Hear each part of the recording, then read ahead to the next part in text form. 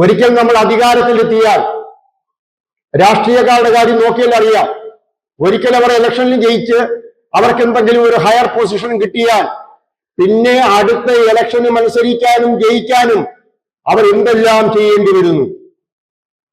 Election സമയത്ത് ആ സ്ഥാനാർത്ഥിയായി മത്സരിക്കുന്ന ആള് അവർക്ക് എന്തെല്ലാം ബുദ്ധിമുട്ടാണെന്ന് നിങ്ങൾ നോക്കിയാൽ കാണാൻ പറ്റും. നമ്മളെ വരെ അവർ വന്ന് തൊഴും. ആലോചിച്ച് നോക്കൂ. നമ്മളെന്ന് പറഞ്ഞാൽ നമുക്ക് പോലും ഒരു വിലയുമില്ല. നമ്മൾ അംഗീകരിക്കുന്നില്ല. പക്ഷേ തൊട്ടു മുമ്പത്തെ പ്രസന്റ് MLA ഒന്ന് നമ്മളെ എന്ത് ചെയ്യും? തൊഴും. പ്രസന്റ് MP നമ്മളെ ഒന്ന് തൊഴും. മുഖ്യമന്ത്രി വരെ നമ്മളെ തൊഴും. എപ്പോഴാ? ഒറ്റ സമയമേ ഉള്ളൂ അത്. ഇലക്ഷൻ ആ ടൈമില് നമ്മൾ അവിടുത്തെ വോട്ടറാണെങ്കിൽ നമ്മളെ വന്ന് ഷേക്കേന്റൊക്കെ തന്ന് നമ്മളെ തൊഴും. എന്താ കാര്യം? അവർക്ക് വോട്ട് വാങ്ങണം, ജയിക്കണം. അപ്പൊ അവരെ കാര്യമല്ല പറയുന്നത്. അധികാരത്തിൽ നമ്മൾ ഒരിക്കലെത്തിയാൽ, ഒരു പ്രത്യേകിച്ച് ഇത്തിരി ഉയർന്ന അധികാരത്തിലെത്തിയാൽ നമുക്ക് പിന്നെ ഒരിക്കലും അവിടുന്ന് രക്ഷപ്പെടാൻ പറ്റില്ല. നമുക്ക് അവിടുന്ന് പോകാൻ പറ്റില്ല. ഈ ലോകത്തൊരു അധികാരിയും അധികാരം വിട്ട് പോയിട്ടില്ല. ലോകത്തൊരു രാജാവും അതിനെ വിട്ടിട്ട് പോയിട്ടില്ല. പണക്കാരന്റെ കാര്യം പറഞ്ഞു. ഒരു അധികാരിയും അധികാരം വിട്ടു പോവില്ല. മിക്കവാറും മറ്റാരെങ്കിലും, പണ്ടൊക്കെ ആണെങ്കിൽ മറ്റാരെങ്കിലും അയാളെ കൊല്ലും. ബന്ധുക്കൾ തന്നെയാണ്, മക്കളൊക്കെ തന്നെയാണ് മിക്കവാറും കൊല്ലുന്നത്. അല്ലെന്നുണ്ടെങ്കിൽ ഏതെങ്കിലും രീതിയിൽ അവിടെ ഇയാൾക്കൊരു നാശം ഉണ്ടാവണം. അതല്ലാതെ ഒരിക്കലും ഒരു അധികാരിയും അധികാരം വിട്ടൊഴിയില്ല. കാരണം അതൊരു ലഹരിയാണ്. പണവും ലഹരിയാണ്. നമ്മൾ ഈ മദ്യം, മയക്കുമരുന്ന് എന്നൊക്കെ പറയുന്നത് പോലെ ഇത് ലഹരിയാണ്. അത് കയറി പിടിച്ചു കഴിഞ്ഞാൽ പിന്നെ ഒരിക്കലും നമുക്ക് ശരിയായ രീതിയിൽ ഈശ്വരനാമം ജപിക്കാനും പറ്റില്ല, നമുക്ക് സമാധാനവും കിട്ടില്ല. എങ്ങനെ സമാധാനം കിട്ടും? ഞാനൊരു അധികാര സ്ഥാനത്ത് ഇരിക്കുന്നു, എനിക്ക് അങ്ങോട്ടും ഇങ്ങോട്ടും തിരിയാക്കില്ല. എന്റെ കസേര ആരെങ്കിലും എടുത്തു മാറ്റും, അല്ലെങ്കിൽ അതിനകത്ത് അവിടെ കയറി വേറൊരാൾ ഇരിക്കുമെന്ന് ഞാൻ ചിന്തിക്കുന്നു. ഉയർന്ന അധികാരികൾക്കെല്ലാം ഈ വിഷയമുണ്ട്. അത് അധികാരികൾക്ക് മാത്രമല്ല, ലോക പ്രശസ്തരായി തീർന്ന എല്ലാവർക്കും അവരിയ്ക്കുന്ന സ്ഥാനം വിട്ടൊഴിയാൻ പാടാണ്. ശരിക്കും പറഞ്ഞാൽ ഇതിലേക്കാണ് മായ എന്ന് പറയുന്നത്. നമ്മളെ കയറി ഈ മായ പിടിക്കുകയാണ്. പണമൊരു മായയാണ്, അധികാരം മറ്റൊന്നാണ്, പ്രശസ്തി വേറൊരു മായയാണ്. ഇതെല്ലാം മായയുടെ രൂപങ്ങളാ. നമ്മൾ അതിനകത്ത് കയറിപ്പെട്ടു കഴിഞ്ഞാൽ നമുക്ക് ഒരിക്കലും അതിലൊന്നും ഇറങ്ങിപ്പോകാൻ പറ്റില്ല. അത് ആദ്യകാലങ്ങളിൽ രക്ഷപ്പെട്ടില്ലെങ്കിൽ പിന്നെ നമ്മൾ രക്ഷപ്പെടുന്ന പ്രശ്നമേ ഇല്ല. അത് പണക്കാരായാലും രാഷ്ട്രീയക്കാരായാലും സിനിമാക്കാരായാലും ഇവർ എഴുത്തുകാരായാലും ആരെ എടുത്താലും ശരി, സന്യാസിമാർക്ക് പോലും രക്ഷയില്ല, ഗുരുക്കന്മാർക്ക് പോലും രക്ഷയില്ല. ലോകത്തിലെ പല ഗുരുക്കന്മാരെയും കഥയെടുത്ത് നോക്കിയാൽ അറിയാം. ഗുരുക്കന്മാരാണ്, സർവവും ചെയ്യിച്ചവരാണ്, സർവസംഘ പരിത്യാഗികളാണ്. പക്ഷെ അവരൊരു പൊസിഷനിലെത്തിയാൽ അവരെ ബാക്കി മായ വന്നങ്ങ് മൂടിയിട്ട് അവർക്ക് അവിടെ നിന്ന് രക്ഷപ്പെടാൻ പറ്റാതെ വരും. അങ്ങനെ ധാരാളം വലിയ വലിയ ആൾക്കാർ പെടാപ്പാടുപെടുന്നുണ്ട്. കാരണം പെട്ടുപോയി, വലിയ വലിയ പ്രസ്ഥാനങ്ങളുടെ അമരക്കാരായി പോയി. അതിനെ നയിക്കാതിരിക്കാൻ പറ്റില്ല, അവിടെ നിന്ന് ഇറങ്ങാൻ പറ്റില്ല. കൂടെ ഉള്ളവർ ഇവരെ വിടില്ല, കൂടെ ഉള്ള ആൾക്കാർ പിന്നെ ഇവരെ വിടില്ല. ഇവരുണ്ടാക്കിയ പ്രസ്ഥാനത്തിന്റെ തലപ്പത്തവർക്ക് ഇരുന്നേ പറ്റുള്ളൂ. അവിടെ ഇരുന്ന് കഴിഞ്ഞാലോ സർവ കരികിടകളും കാണിച്ചേ പറ്റുള്ളൂ. ആകെ വിട്ടിലാവും. അതാണ് ഈ തുടങ്ങിയത് ചെറിയൊരു ആഗ്രഹത്തിലാണ്. ചെറിയ ഒരു ആഗ്രഹത്തിൽ തുടങ്ങിയ ആൾക്കാര് ഒടുവിൽ വന്നുപെടുന്ന സ്ഥലമാണ്. നമ്മൾക്കൊക്കെ വിഷമം നമുക്കിതൊന്നും ആവാൻ പറ്റിയില്ലെന്നാണ്. പണം കിട്ടിയില്ല, പ്രശസ്തി കിട്ടിയില്ല, അധികാരം കിട്ടിയില്ല, വേണ്ടുവോളം സൗന്ദര്യം കിട്ടിയില്ല. എല്ലാം നമ്മുടെ ദുഃഖങ്ങളാ. ഈ നമ്മുടെ ദുഃഖങ്ങളെല്ലാം നേടിയവരുടെ കാര്യമാണ് ഈ പറയുന്നത്. അത് നേടിയവർ നമ്മൾ ഉദ്ദേശിക്കുന്നത് പോലെ എല്ലാം നേടിയെന്ന് അവർ പോലും കരുതുന്നില്ല എന്ന് നമ്മൾ അറിയുക. നമ്മളിൽ പെട്ടുകഴിഞ്ഞാൽ പിന്നെ നമ്മൾ എന്താണ് ചെയ്യുന്നത് എന്ന് നമ്മൾ അറിയില്ല.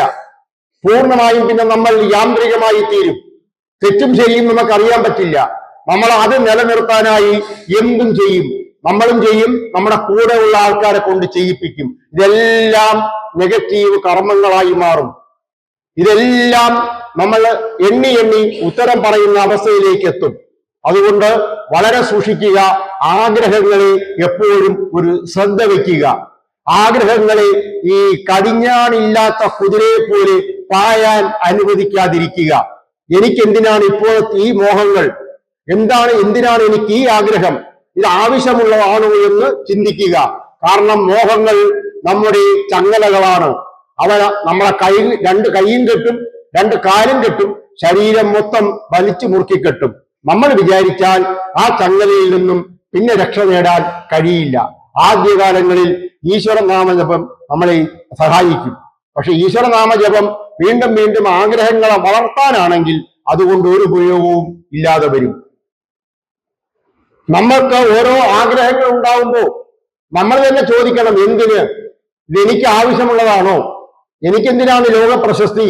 അതുകൊണ്ട് എനിക്ക് എന്താ നേട്ടം? വാസ്തവത്തിൽ ഞാൻ മുമ്പ് പറഞ്ഞല്ലോ, ലോക പ്രശസ്തനായ നമ്മളെ പുറത്തിറങ്ങിയാൽ എല്ലാവരും അറിയും. നമുക്ക് റോഡിൽ ഇറങ്ങാൻ പറ്റില്ല, ഭയങ്കര ബഹളമാണ്. പത്രക്കാരും ടി വിക്കാരും ഒരു ബഹളമല്ലേ. നമുക്കൊരു ആദ്യകാലങ്ങളിൽ അതൊരു സന്തോഷമായി തോന്നുമായിരിക്കാം. പക്ഷെ പിന്നെ പിന്നെ അതൊരു തടവറയായി മാറും, ഒരു ശരിക്കും ഒരു ജയിലായി മാറും. പിന്നെ നമ്മൾ അതിനൊരു സന്തോഷം കണ്ടെത്തും, ഇല്ലെന്നല്ല. കാരണം അതിലായിക്കഴിഞ്ഞാൽ നമുക്ക് സന്തോഷം കണ്ടെത്താൻ പറ്റും. പക്ഷെ ഒടുവിൽ മരിച്ച് പുറത്തിറങ്ങിയിട്ട് നമ്മൾ പുറകോട്ട് നോക്കുമ്പോൾ ഒരു വട്ടപൂജ്യമായിരുന്നു നമ്മൾ എന്ന് മനസ്സിലാവുമെന്നാണ്. നമ്മൾ ഇവിടെ വന്ന കാര്യം മറന്നിട്ട് നമ്മൾ ലോക പ്രശസ്തനായി തീർന്നു, അത്ര തന്നെ. അതായത് ഒരു വലിയ നഷ്ടം ഉണ്ടാകുമെന്നാണ്. എന്തിനാണ് ഈ ലോക പ്രശസ്തി? അതുകൊണ്ട് നമ്മുടെ ആത്മാവിന് എന്ത് നേട്ടം എന്ന് നമുക്ക് ചിന്തിക്കാൻ പോലും പറ്റാതെ നമ്മൾ തടവറയിലാവുന്നു.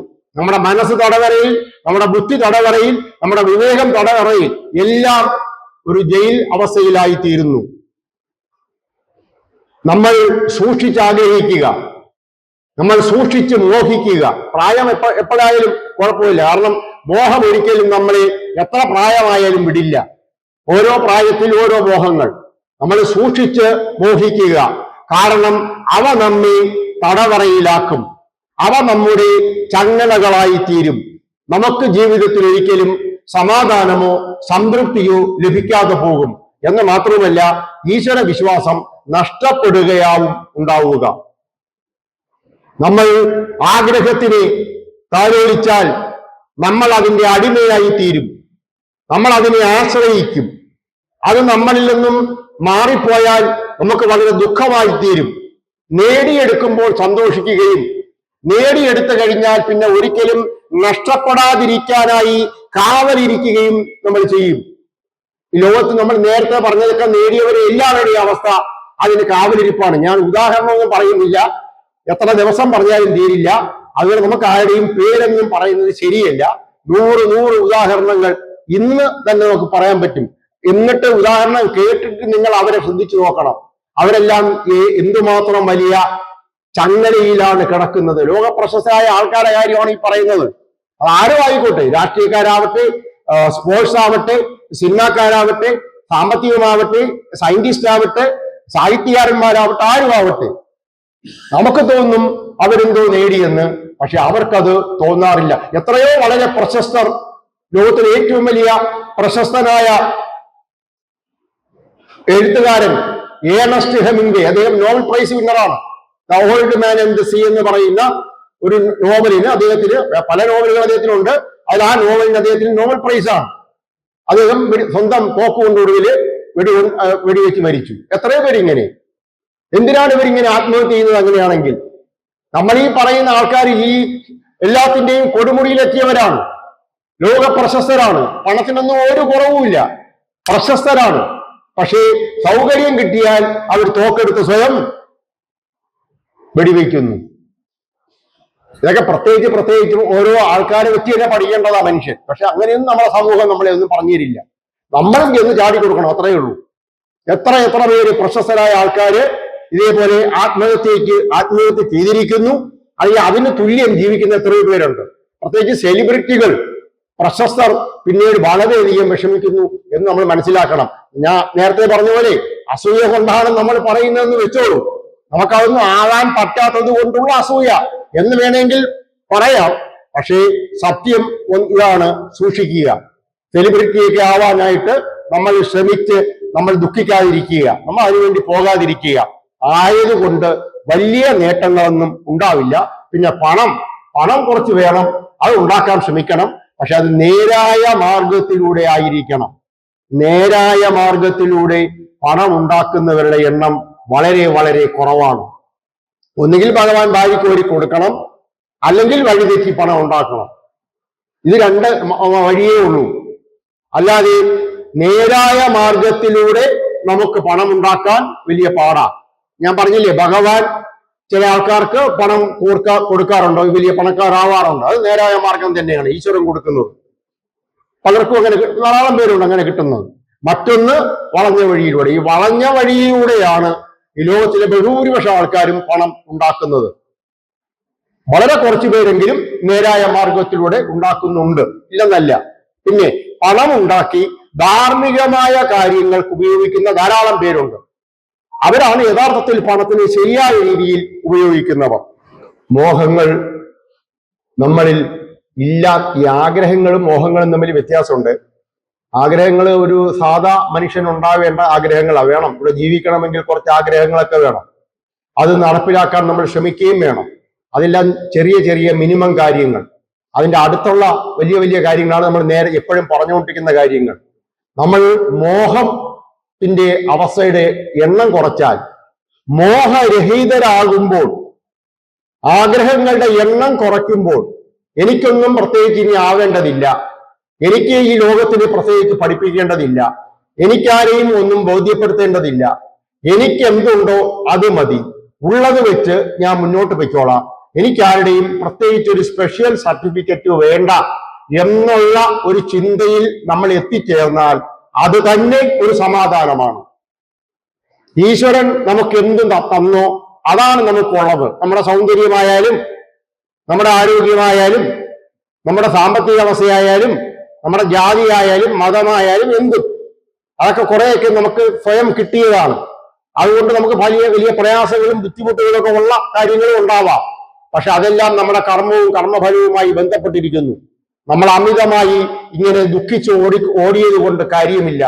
ഉള്ളത് വെച്ച് സമാധാനത്തോടെ ജീവിക്കുക, കുറച്ചുകൂടെയൊക്കെ ഉണ്ടാക്കാൻ ശ്രമിക്കുക, വീണ്ടും വീണ്ടും ശ്രമിച്ചുകൊണ്ടിരിക്കുക, ശരിയായ പ്രവൃത്തിയിലൂടെ കാര്യങ്ങൾ ചെയ്യാൻ ശ്രമിക്കുക, സ്വയം സമാധാനം കണ്ടെത്തുക. പുറമേ ഉള്ള ആൾക്കാർ സമാധാനം തന്നാലേ നമ്മൾ സമാധാനിക്കുള്ളൂ എന്ന നിർബന്ധം ഇല്ലാതാക്കുക. നമുക്ക് സമാധാനം തരാൻ മറ്റാർക്കും കഴിയില്ല എന്നറിയുക. മറ്റുള്ളവർ പുകഴ്ത്തുന്നതിൽ വലിയ കാര്യമില്ല എന്നറിയുക. അവരെന്തെങ്കിലുമൊക്കെ പലതും പറയുന്നതാ. ഇന്ന് എന്നെ പുകഴ്ത്തുന്നവർ നാളെ എന്നെ പുകഴ്ത്തുമെന്ന് ഞാൻ പ്രതീക്ഷിക്കേണ്ട യാതൊരു കാര്യവുമില്ല. പൊതുവെ ആരും ആരെയും പുകഴ്ത്താറില്ല. എല്ലാവർക്കും എല്ലാവരോടും യഥാർത്ഥത്തിൽ അസൂയയാണ്. പുറമെ അത് കാണിക്കുന്നില്ല എന്നേ ഉള്ളൂ.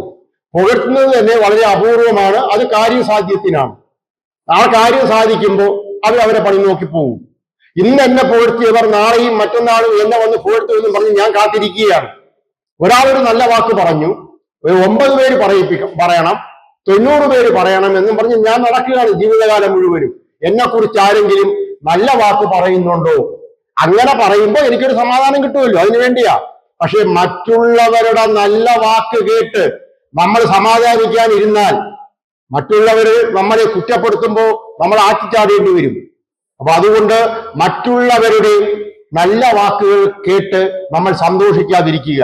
അവരത് പറയട്ടെ, അവര് തന്നെ നാളെ നമുക്കെതിരെയും പറയും, അതും പറഞ്ഞോട്ടെ എന്ന ഒരു മാനസികാവസ്ഥയിൽ നമ്മൾ എത്തിച്ചേരുക. അല്ലാതെ മറ്റുള്ളവർ നമ്മളെ പുകഴ്ത്തുമെന്നും പറഞ്ഞ് ആഗ്രഹിച്ച് മോഹിച്ച് നടക്കാതിരിക്കുക. നേരത്തെ നമ്മൾ പറഞ്ഞതെല്ലാം ആവുന്ന എന്തിനു വേണ്ടിയാ? ഈ പണക്കാരനാവുന്നത് പ്രധാനമായിട്ടും നമുക്ക് ആഹാരം കഴിക്കാനാണോ? ഒരു ദിവസം നമുക്ക് ആഹാരം കഴിക്കാൻ എത്ര രൂപയാണ് വേണ്ടത്? വളരെ വലിയ മുന്തിയ ആഹാരം കഴിക്കാൻ. അതിന് പോലും നമ്മൾ വളരെ കുറച്ച് പണം മതി. നമ്മുടെ ഇപ്പോൾ പണം പോരെന്നേ ഉള്ളൂ. ഈ പണക്കാരന്മാരെന്ന് പറയുന്നത് കോടിക്കണക്കിന് രൂപ ആണ് അവരുണ്ടാക്കുന്നത്. അവരെന്തിനാണ് ഇത് ഉണ്ടാക്കുന്നത്? ആഹാരത്തിനോ വസ്ത്രത്തിനോ ഒന്നും അല്ല, മറ്റുള്ളവരുടെ അംഗീകാരത്തിന് തന്നെയാണ്.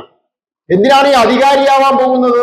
അത് മറ്റുള്ളവരെ ഭരിക്കുമ്പോൾ അവർ നമ്മളെ താണു വീണ് വണങ്ങും. അപ്പോൾ നമുക്കൊരു ഹാപ്പിനെസ് ഉണ്ടാവും. അതിനല്ലേ അത് ഈ ലോക പ്രശസ്തനാവുന്നത്? എന്തിനാണ്? റോഡിൽ ഇറങ്ങാൻ എനിക്ക് പറ്റുന്നില്ല, പത്രക്കാരെ കൊണ്ട് ഒരു രക്ഷയുമില്ല, അവരെന്നെ ഇടം വലം തിരിയാൻ വിടുന്നില്ല എന്നെനിക്ക് പറയാനാണ്. എനിക്ക് റോഡിൽ ഇറങ്ങാൻ പറ്റുന്നില്ല. നമ്മുടെ തന്നെ നാട്ടില് വളരെ പ്രശസ്തരായ പലരും പറയുന്നത്, ഞാൻ കൂടെ അമേരിക്കയിലോ ഓസ്ട്രേലിയയിലോ രഹസ്യമായി പോകും, അവിടെ പോയാൽ എനിക്ക് റോഡിൽ ഇറങ്ങി ഇഷ്ടം പോലെ നടക്കാൻ പറ്റും. നമ്മുടെ നാട്ടിൽ പറ്റില്ലല്ലോ എന്ന് പറഞ്ഞാൽ നമ്മൾ അവരെ എന്തോ ചെയ്യുന്നത് പോലെയാണ്. വാസ്തവത്തിൽ നമ്മൾ ഇതെല്ലാം ആവുന്നത് എന്തിനാണ്? ഈ ലോകത്തിലെ മുഴുവൻ ആൾക്കാരും നമ്മളെ കുമ്പിടാനാണ്, നമ്മളെ തൊഴാനാണ്. അങ്ങനെ തൊഴുമ്പോൾ നമുക്കൊരു സമാധാനവും ശാന്തിയും കിട്ടാനാണ്. അത് കിട്ടും, പക്ഷേ അത് താൽക്കാലികമാണ്. നമ്മൾ എപ്പോഴാണോ ആ അവസ്ഥയിൽ നിന്ന് താഴെ വീഴുന്നത്, അവിടെ ഇട്ട് ചവിട്ടും ഈ സമൂഹം നമ്മളെ.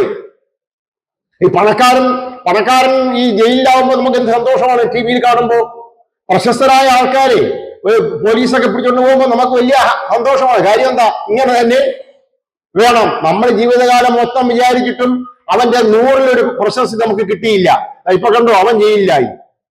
ഇങ്ങനെയുള്ള ഈ നമ്മൾ നേരത്തെ പറഞ്ഞ വിഭാഗത്തിൽപ്പെടുന്നവർ ആരെങ്കിലും കേസിലോ വഴക്കിലോ ഒക്കെ പെട്ടാൽ നമുക്ക് വലിയ സന്തോഷമാണ്. അന്ന് മുഴുവനും അവരെ വിഷയം മാത്രമാണ് ടെലിവിഷനിൽ. പ്രശസ്തരായാലുള്ള ഗുണമാണ്, പ്രശസ്തരായവരെ പുകഴ്ത്താൻ നമ്മളെല്ലാം മുമ്പ് നിൽക്കും. അവർക്ക് എന്തെങ്കിലും ചെറിയ ഒരു കുഴപ്പം പറ്റിയാൽ അവരെ കല്ലെറിയാൻ ഏറ്റവും മുമ്പിൽ നമ്മൾ ഉണ്ടാവും. അത് നമ്മൾ മനസ്സിലാക്കുക. അതായത് ഇത് നമ്മൾ മറ്റുള്ളവരുടെ അംഗീകാരത്തിന് വേണ്ടിയാണ് ഇത് ശ്രമിക്കുന്നത്.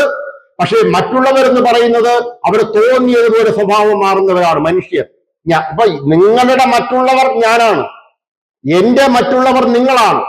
നിങ്ങളെ കുറിച്ച് ഞാനെന്ന ആള് ഇന്ന് പുകഴ്ത്തും, നാളെ തിരിച്ചു പറയും. എന്നെ കുറിച്ച് നിങ്ങളെന്ന ആൾക്കാര് ഇന്ന് പുകഴ്ത്തും, നാളെ തിരിച്ചു പറയും. അതുകൊണ്ട് മറ്റുള്ളവരുടെ നാവിൽ അവരെന്താണോ പറയുന്നത് അത് നോക്കി നമ്മൾ ജീവിക്കാതിരിക്കുക. അതിനുവേണ്ടി നമ്മൾ ആഗ്രഹിക്കാതിരിക്കുക, അതിനുവേണ്ടി നമ്മൾ മോഹിക്കാതിരിക്കുക. മോഹങ്ങളില്ലാത്ത അവസ്ഥയിൽ ഉണ്ടാകുന്ന ശാന്തി ശാശ്വതമാണ്. ആഗ്രഹം നമുക്ക് അത്ര എളുപ്പമല്ല, കേൾക്കാൻ കൊള്ളാം. ആഗ്രഹമില്ലാത്ത, മോഹമില്ലാത്ത, അതിമോഹമില്ലാത്ത ഒരു മനസ്സിന് ക്രമേണ ശാന്തി ലഭിക്കും. അത് ഭഗവാൻ തരുന്ന ശാന്തിയാണ്. അത് നമ്മുടെ ഉള്ളിൽ ഉണ്ടാകുന്ന ശാന്തിയാണ്. അത് എന്നേക്കും നിലനിൽക്കുന്നതാണ്. ബാഹ്യ വസ്തുക്കൾ വെച്ചുള്ള എല്ലാ സന്തോഷവും ഇന്നല്ലെങ്കിൽ നാളെ നശിക്കും. ഏതും ആവട്ടെ, അത് നശിക്കും. പകരം നമ്മളുടെ ഉള്ളിൽ നമ്മൾ ഇങ്ങനെ കണ്ടെത്തുന്നും വേണ്ട. വാസ്തവത്തിൽ ഒരു രസമുണ്ട്. ശ്രദ്ധിച്ചോളൂ, നമ്മൾ പ്രത്യേകിച്ച് ശ്രമിക്കേണ്ട. നമ്മളിൽ യഥാർത്ഥത്തിൽ സന്തോഷമുണ്ട്. അത് ഉണ്ടെന്ന് തെളിവാണ് കൊച്ചു പിള്ളേരെ നോക്കൂ. 6 മാസം വയസ്സുള്ള കുട്ടി, 1 വയസ്സുള്ള കുട്ടി, 1.5 വയസ്സുള്ള കുട്ടി, അവർക്ക് എപ്പോഴും ഹാപ്പിനെസ് ആണ്. കരയും, അതൊക്കെ വേറെ. വിശക്കുമ്പോ കരയും, അസുഖം വരുമ്പോ കരയും. അതല്ല, അവർക്ക് ടെൻഷനൊന്നുമില്ല.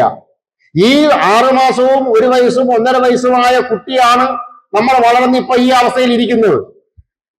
നമ്മളിൽ ഒറിജിനലായിട്ട് സന്തോഷമുണ്ട്, സമാധാനമുണ്ട്. നമ്മൾ അതിന്റെ പുറത്ത് ആഗ്രഹങ്ങളെ വെച്ച് മൂടി, ആഗ്രഹങ്ങളെ നടപ്പിലാക്കാനുള്ള ശ്രമത്തിലാണ് നമ്മൾ ഈ അവസ്ഥയിലായിപ്പോയത്. ആലോചിച്ചു നോക്കൂ, ഇനിയെങ്കിലും ആലോചിക്കുക. നമ്മൾ തിരിച്ച ആഗ്രഹങ്ങളെല്ലാം ക്രമേണ മതിയാക്കുന്നു. അത്ര എളുപ്പമല്ല. കാരണം നമ്മൾ ആഗ്രഹത്തിൽ കുടുങ്ങിക്കിടക്കുകയാണ്. ആഗ്രഹത്തിൽ നിന്ന് നമ്മൾ രക്ഷപ്പെടണമെങ്കിൽ ഭഗവാനും കൂടെ ഇടപെടണം. നമ്മൾ അത്രയ്ക്ക് കുടുങ്ങി. അപ്പൊ അങ്ങനെ നമ്മൾ അതിൽ നിന്ന് ബാക്കിലോട്ട് വന്ന് നമ്മൾ ക്രമേണ എവിടെ എത്തും? 1 വയസ്സോ 1.5 വയസ്സോ 2 വയസ്സോ ഒക്കെ ഉള്ള ആ മാനസിക അവസ്ഥയിലെത്തിയാൽ നമുക്ക് സന്തോഷമാണ്. എനിക്ക് പ്രത്യേകിച്ച് ആരുടെയും സർട്ടിഫിക്കറ്റ് വേണ്ട, ഒരു അംഗീകാരവും വേണ്ട, എനിക്ക് പ്രത്യേകിച്ച് വേറൊന്നും വേണ്ട. ചെറിയ ചെറിയ വിഷയങ്ങൾ അതൊക്കെ പരിഹരിച്ച് ഇങ്ങനെ പോവാം.